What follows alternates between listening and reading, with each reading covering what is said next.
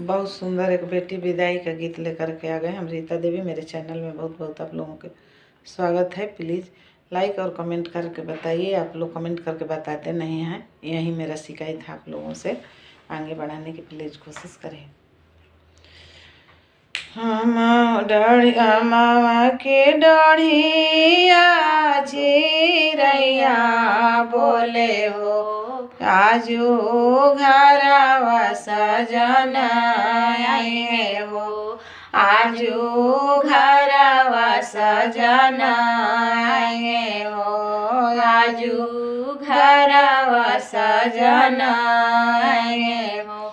सभावा बैठला बेटी के पापा रोवे हो, आजू बचिया सपनवा होलू हो, आजू बचिया सपनवा भैलू हो, आजू बचिया सपनवा भैलू। चुप हो खा चुपा हो खायापना पापा हो, आजू पापा सुचितवा भैला हो, आजू पापा सुचितवा भैला हो।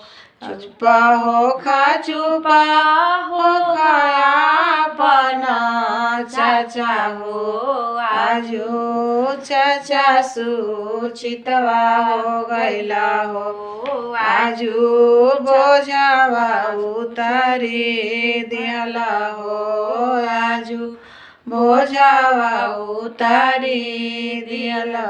दुआरे बैठला उनो कर भैया रोवा हो, आजू बहिनी सपनवा भैलू हो, आजू बहिनी सपनवा भैलू। चुप रह